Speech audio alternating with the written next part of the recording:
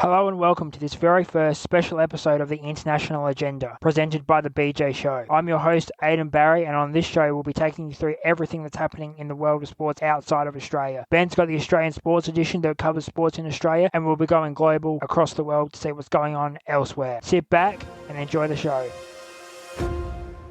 It's the first couple of weeks of January now, so it's that time of year. It's college football touchdown playoff time, and this year saw the introduction of the 12-team playoff, and I'm not going to catch you up on the whole thing. I'm going to start from the semi-finals that happened just this past weekend, and then give a preview of the big game happening next week. So we obviously go with the first game to happen, which was the Capital One Orange Bowl. Number 6 Penn State versus number 7 Notre Dame. This game was special. This game was something different. This game was a chance to be the first team to qualify for the new 12-team playoff format final and have a shot at becoming the first 12-team national champion. And this game did not disappoint. It was a very slow game to start with, very defensive to start with in the first quarter, and then things picked up in the second quarter. Both teams had chances to win the game, and both teams wanted to be in that playoff final. We start in the second quarter with Penn State getting the first score, a field goal to put them up at the start of the game, and they followed that up quickly with a touchdown at the end of the quarter. So they're up 10, looking pretty good at this point. Now here come Notre Dame. They quickly put 3 on at the end of the half to keep it within one score. Third quarter, Notre Dame. Riley Leonard, 3-yard run, makes it 10-0 halfway through the quarter. Then in the final quarter, this is where everything was on the line. All the marbles, both teams had to show their stuff to be able to get into the college football playoff. And it starts off Notre Dame very early. 14 minutes left on the clock. Jeremiah Love with a 2-yard run for Notre Dame. The Irish on top, 17-10. Well, here come Penn State. They are not done yet. 10 minutes 20 to go. Nicholas Singleton, 7-yard run, and we're back to even at 17-17. Just after that, 7 minutes 55 left on the clock. Another 7-yard run by Nicholas Singleton of Penn State. They take the lead, 17-24. Penn State now looking good to go to that college playoff final as the 6th-seeded team. Notre Dame, however, weren't done yet. 4.5 minutes left on the clock. Jaden Greathouse with a 54-yard catch from Riley Leonard to make it 24-24. And the game would come down to the last drives of the season for these teams. One team would play another 60 minutes. The other team would be going home at this point. Penn State with the ball, just trying to get something done, trying to push their case to get into the playoff final. And their quarterback throwing an interception to Chris Gray. He wanted to put it into the turf to keep the play alive, keep the ball in Penn State's hands, but Chris Gray was there to pick up the ball and take it for the interception for the Irish. And, well, as the luck of the Irish would have it, that set up the ceiling kick with no time left on the clock. The Irish win on a 41-yard kick from Mitch Jeter with 7 seconds left to put them as the first team into the college football playoff final. It is now time for the second college football playoff final, the Goodyear Cotton Bowl Classic, between OSU, Ohio State University, and the Hook'em Horns of Texas. And it was not as close as many people expected. It's probably not as close as what the scoreboard looked at the end of this. Well, it ended up being 28-14 to Ohio State winning over Texas, but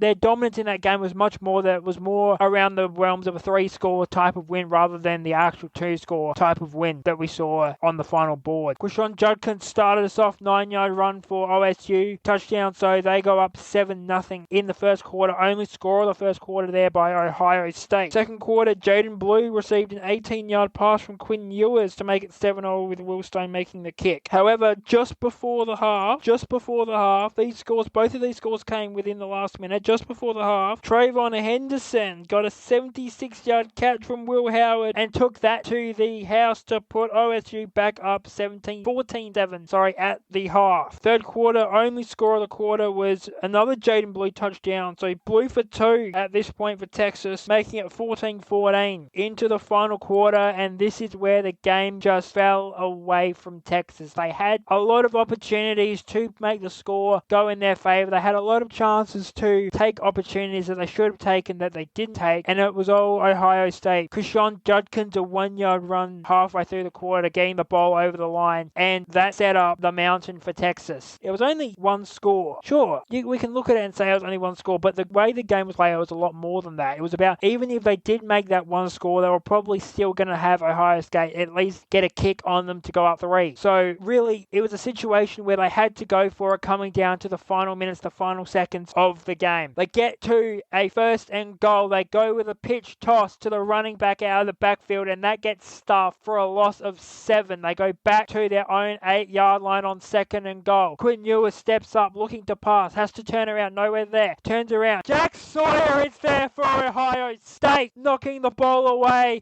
picking it up and running it home to the house for 28-14. Ohio State, your winners of the Goodyear Cotton Bowl Classic. So the first 12-team final in the college football playoff will be between number 7 Notre Dame and number 8 Ohio State. Now, if I looked at this and you said to me at the start of the season this was going to be how the playoff shaked out, I wouldn't have believed you. I thought we would have had some more players up there, especially coming out of the ACC. I thought Clemson would have done a lot better than they did this year. I thought that maybe Oregon would have been the team representing out of the Big Ten, maybe Penn State. I didn't see Ohio State with Oregon moving into that big conference, the Big Ten. Also some SEC teams as well as Texas. I thought Texas probably should have been the team to get in, but they did have to play the first round after losing the SEC title game. Georgia, who I thought also should have been at the semi-final stage, and I also thought that maybe Alabama could have got in if they had some results go their way. They were very up and down Alabama. They had that really strong first half against Georgia during the season, but then they also had the tough loss to Vandy at home, and as Nick Saban likes to say, there's no tough place in the SEC except for Vanderbilt. Well, boy, were they wrong, and that's what kept Alabama out of the college football playoff, because it's the top 5 champs go in plus any at-large teams outside of the ranked teams ranked apart from the champions. So at the start of the year, I probably had Georgia playing Oregon in the college football playoff, but that's not what we get, and that's not what I have to look at right now. We have, as I said, Notre Dame versus Ohio State, and this is going to be a good game. This is going to be I wouldn't say it's going to reach classic heights, but I think it's going to be a good game. It's going to be a game well worth watching. It's going to be a strong performance from both teams. Obviously, you're going to have Riley Leonard behind center for Notre Dame, and he put up a good performance against Penn State. He's been quite comfortable all year, and then you've got Will Howard under center for the Ohio State Buckeyes. And this is a game where I think Riley Leonard's going to have to do a lot on his own to find his receivers. We saw how good Ohio State was in coverage against Texas and in their previous meetings, especially against when they played Oregon in one of their earlier CFP games. Whereas Will Howard, we saw it again this week. Ohio State have so many weapons on offense. Their defensive coverage is great. Jack Sawyer's come up making plays on defense. He's going to be another player to watch. And I just think that Ohio State has the numbers here. I could see Notre Dame winning this game. I just think that I do favor Notre Dame. If I was to put a line on it, I'd say I probably have Notre Dame probably cruising early in the first quarter, and then in the second half, Ohio State come back and then just roll over them and win the game. I'm going to go, my final prediction for the college football playoff is going to be Ohio State winning by 12 points. Not only do we have the college football playoff on it this time, we have the NFL playoffs on it this time as well, and it was divisional round weekend coming up, which means that we had the wildcard game played last weekend, and really there weren't a lot of close games, but I'll go through each game one by one. We'll have a quick chat about what I thought about each one. First game that was on, we'll go through them in order. The first game that was on was the LA Chargers versus the Houston Texans, and Justin Herbert only throws 3 interceptions all year. From week 1 to week 18, 3 interceptions. He throws 4 interceptions against the Texans in the AFC wildcard game that they played, and that it really hurt them. It's hard to talk about this because it wasn't a great sight for the Chargers at all. 2 kicks in the first quarter that both easily could have ended up with touchdowns, and then the Texans just roll over them. CJ Stroud doing what CJ Stroud does best. So Chargers, you had your chance, you muffed it at the last, and the Texans will go through quite comfortably there. Second game we had was the Ravens versus the Pittsburgh Steelers. The Steelers, who somehow found a way into the playoffs when people were thinking before the season they would be in all kinds of trouble, and Mike Tomlin might have his first sub 500 season. Well, they get in at a 10-7 record. They play the 12-5 Ravens. The Ravens probably go in as favourites, and rightly so. Ravens won this game 28-14. Lamar Jackson showing what he can do with both his arm and his legs, as well as Derrick Henry had had 26 carries for 186 yards, 2 touchdowns for the Ravens. Again, this is one of those games like I was talking about earlier with Ohio State and Texas in the college football playoff, where it's a 2-score game. Both games, 28-14, 2-score game. Just the margin of the way the game was played as well means that one team was much stronger than the other throughout the whole game, and it probably was closer to a 3-4 score game, how the game played out. So Ravens will get through, Texans will get through, we move down, Bills get through. Bills came over the Broncos quite easily. Broncos scored the first points of the game, and then it was old Josh Allen and the Buffalo Bills. That on Josh Allen, and we're going to have a little chat about Josh Allen. This man deserves to be MVP this year. If he does not get the MVP this year, I don't know what's going on. He has played the Bills into the playoffs. They came 13-4. They were the only team to knock off the Chiefs in the regular season, apart from the Broncos when the Chiefs were waving the white flag. So that doesn't really. I'm not going to count that one. The only person to knock off a Patrick Mahomes-led Chiefs team during the season, and he showed it again in this game why he should be MVP. 272 yards, 2 touchdowns on 20 out of 26 passing. This is what an MVP does. Lamar Jackson does it. Pat Mahomes does it. Josh Allen's doing it. Put their team in position to win games. Now, if there were any other quarterback in this position of the Bills, I think there might still be a playoff team. They've definitely got the weapons, but I just don't think that the Bills would be this strong to be 13-4 and rolling the Broncos 31-7. Bills will get through. Next up, we have the Packers and the Eagles. The Eagles get through quite comfortably here, 22-10. Jalen Hurts, 2 touchdowns. Jalen Hurts only went for 131 yards, 13 of 21 for 2 touchdowns. But this is the thing with the Eagles. Jalen Hurts does not have to be the center of attention with the arm. He can run the ball as well. We got that good old Philly from him. And we also got the Saquons of Saquon Barkley. 25 carries, 119 yards for Saquon Barkley, running over the Packers and sending the Eagles into the divisional round. This is the only close game we had of the divisional round coming up. It's the Washington Commanders going over the Tampa Bay Buccaneers. And what was a big delight for me, being a Panthers fan, always great to see a division rival lose in a playoff game. So big ups to the Commanders, and no one of my standing would really care about what happens to the Buccaneers. Go Panthers.